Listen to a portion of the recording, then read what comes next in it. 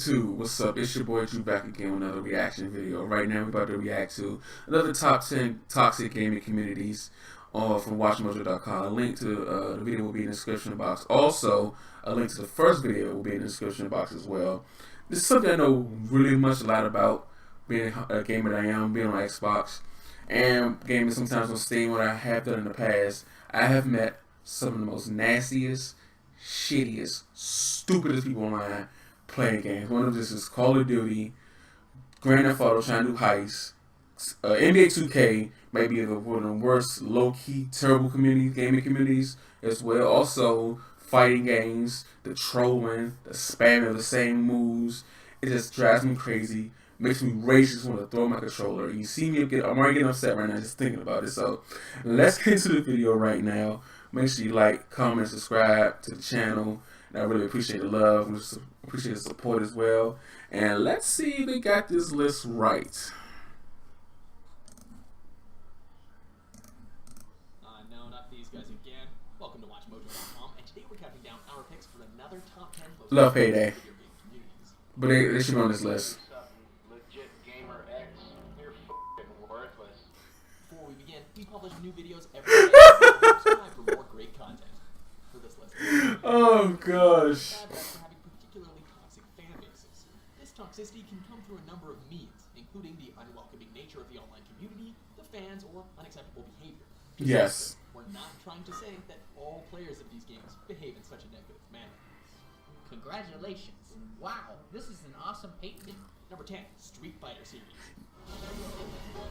Part of the fighting game series and all hope, yes. Yes. Fighting games are always going to draw a certain competitive player. But there's a very fine line between competitive and kind of annoying, which is exactly what fans of this Look at this. If you don't like a certain mechanic, you're a scrub. If you complain about the gameplay and its flaws, you just need to get good because you're a Yeah. who doesn't understand the intricacies of this masterpiece.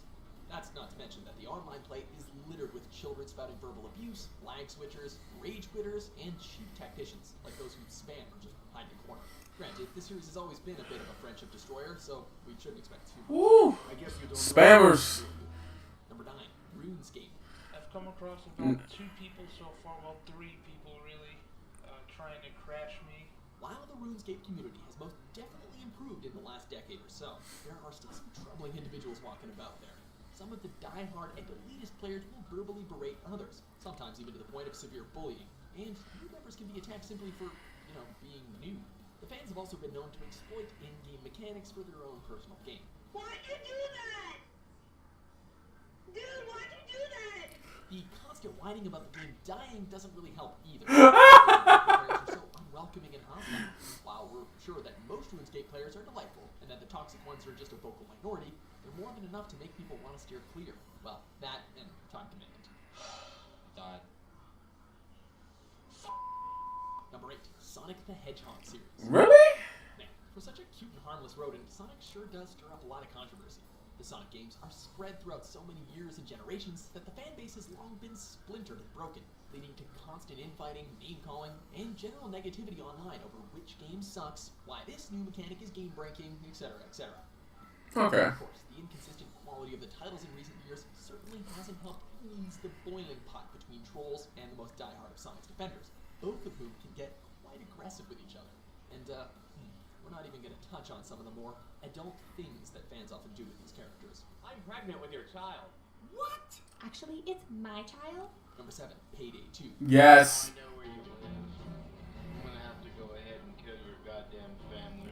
What the Payday 2 is a stellar game if you play with a group of friends, or even a group of well-behaved, mature adults who Exactly. help you out over the slightest provocation. Unfortunately for the game and its experience, this is exactly what happens 90% of the time if you play with randoms. You are lucky if you last 30 seconds in some games, as it's incredibly easy to be kicked for being a noob, for not following the predetermined playstyle of the group, Right. certain items, playing poorly, or just any number of things that you could do innocently. Seriously. Being a girl, play this game. being a guy. Good luck, little shithead. Number 6, World of Tanks.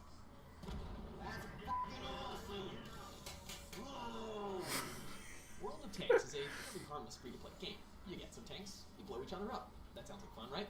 Unfortunately, with free games also comes players who pay, and that is where the toxicity starts. Yep. The worst aspect of the community is definitely the self-proclaimed professionals. Many players take the game a little too seriously, often resorting to verbally abusing teammates for not playing well or for being less experienced because they haven't forked over hundreds of dollars or hundreds of hours. It seems like you just can't have fun anymore, because there's always bound to be someone who thinks they're the Wayne Gretzky of World of Tanks and deserves to be treated with respect, damn it. This game is so stupid. Number 5, Five Nights at Freddy's series. It seems that you had some trouble with the keypad. I see what you were trying to type, and I will auto-correct it for you. The Five Nights at Freddy's series of games are cool little indie titles that do wonders to scare you with such a limited budget. It's too bad that the rabid community kind of ruins them. While fans are certainly devout, their annoying nature is definitely kind of off-putting. Some of the more toxic behavior includes the constant and explicit fan art, shipping various characters, always shoving the game down everyone else's throats, the I wanna be an animatronic subgroup, and the constant harassing of poor Scott. Couple this with the fact that most fans seem to range between the ages of 10 and 12, and it's doubly annoying. And, kind of creepy. Number 4, Super Smash Bros. Series. Kaka, why? Kaka, why? Whoa. Kaka, why? You caught yourself, man. When the original was released in 1999, everyone was instantly smitten with the game due to its addictive combat, memorable characters, and for its ability to bring friends together and then ruin their friendship. Then esports happened, and that harmless fun soon turned into professional dedication, and its fan base quickly went far too serious for its own good. Yep. Shit! What the Some of the professional players are now overly antagonistic to casuals and refuse to play unless the rules are altered to be more competitive, such as by removing items. We hope you like playing on the same map 5,000 times in a row as well. Oh, and God help the person who actually says they think Brawl is the best one. Number 3, EVE Online.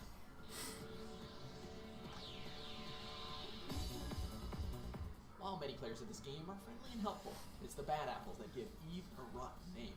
Some players will treat the inexperienced with total disdain, even to the point of harassment. It's also kind of like the Wild West of gaming. Players will rob, cheat, scam, and screw over others as often as they can in the name of self-fulfillment. However, we can accept behavior like that because it's part of the game, so we can forgive it. What we can't forgive is the toxicity that extends beyond the gameplay, such as vandalizing property or urging fellow gamers to harass an allegedly depressed player until they kill themselves. What? Ooh, fanboys. Come on now, that's ridiculous. No, and never enter your space again. We told him that our space was ours. Number 2, Roblox.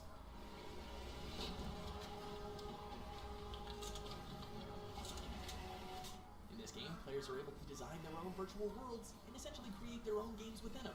I tried this on Xbox. Stay When it was free to play, The I cannot get is into this for game. Very young audiences, and we know how young audiences can act. While it's inevitable that you'll run into some unsavory or immature characters, there's also the constant friend requests, the classic name calling from 7-year-olds, and the comment section of the games, which is just a whole bunch of cancerous nonsense, including lots and lots of spam. It wouldn't be so bad if the trolls here knew how to spell or use proper grammar, but come on, this is the internet we're talking about, right? What the fuck? I think she took the daddy thing in a sexual way. Okay. Number 1, Grand Theft Auto. Oh yes. Yep. Oh, cannot stand people who play Grand Theft Auto Waiting for Online. this for years, so too bad about the players, eh? While the initial launch was problematic, the game's toxic community has definitely lingered. Yes. GTA 5 is full of trolls and griefers, and there always seems to be that one player who's completely incompetent and refused to play along with everyone else. God, you dude. There's also an extremely bad case of gang mentality, as players will often talk trash to and single out other players simply for not being part of their clique. There are also, of course, screaming kids who will yell profanity the likes of which you have never heard before. Man. Because, again, this is the internet. You guy, I'm kicking his ass.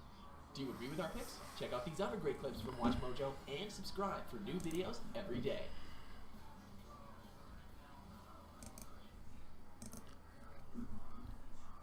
They got this list right. They got this list so right. It's funny. I have a funny story about Super Smash Brothers. Anime USA is a local convention here in Washington D.C. where I live at. And 2 years ago was my first one. They had this big video game room down in the hotel. You know, size was like almost like an ultra meeting room. It was like video games from every generation, from your arcades to your to your games now. And Super Smash Bros. is a game that's always, it's like one of the most popular games there. So 2 was my first time there. I went over there, tried to play the game. I got demolished, of course. We was playing on this certain map for at least an hour. And I'm like, can we pick another map? And I swear, these people took this game so serious. They did not talk to me the rest of the time I was playing. They all gained up on me every time at the beginning of each game. And I'm like, come on, dude. It's not that serious, dear. It's not that serious. But I'm glad they put Grand Theft Auto on there.